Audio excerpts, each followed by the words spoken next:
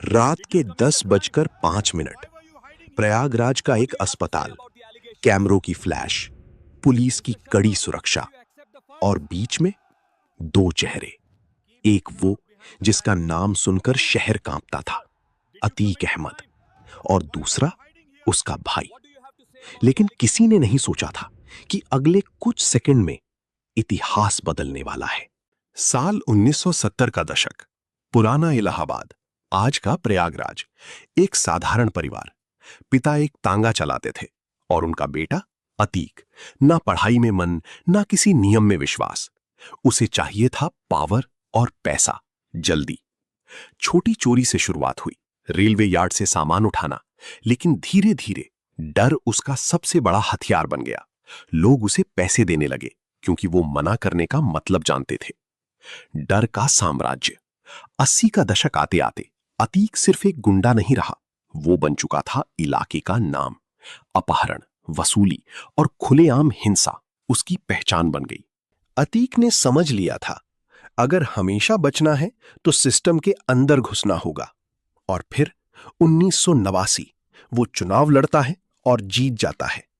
अब वो सिर्फ अपराधी नहीं था, वो विधायक था। 90 का दशक, अतीक का नाम हर ठेके, हर फैसले, हर डर में शामिल था। कोई उसके खिलाफ खड़ा नहीं होता, क्योंकि खड़ा होने का मतलब था गायब हो जाना। दुश्मनी और खून। लेकिन हर कहानी में एक मोड़ आता है। जब उसके खिलाफ आवाज उठी तो जवाब भी आया, गोलियों में।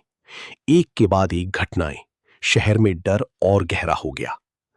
कानून का शिकंजा। 2000 के बाद हालात बदलने लगे। सरकारें बदली, नीतियां बदली, और पहली बार अतीक को महसूस हुआ डर क्या होता है। उस पर केस बढ़ते गए, संपत्तियां जब्त होने लगीं। लेकिन कहानी यहीं खत्म नहीं हुई। जेल के अंदर से भी उसका नेटवर्क चलता रहा। फोन, लोग और आदेश, सब कुछ। फरवरी 2023, एक बड़ा केस, एक गवाह, और फिर दिन दहाड़े हमला। देश हिल गया। अब सबकी नजरें एक ही नाम पर थीं।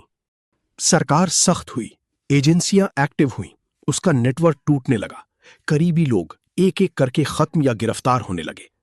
15 अप्रैल 2023, कैमरे ऑन थे, देश देख रहा था।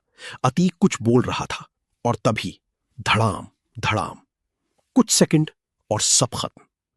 लेकिन सवाल अभी बाकी है। क्या ये सिर्फ 3 लोग थे, या इसके पीछे कोई और कहानी थी? क्या ये बदले की आग थी, या किसी बड़े राज को दबाने की कोशिश? सवाल आज भी जिंदा है। अंतिम सच। एक बात साफ है, जिसने डर से साम्राज्य बनाया, वो डर ही उसका अंत बन गया।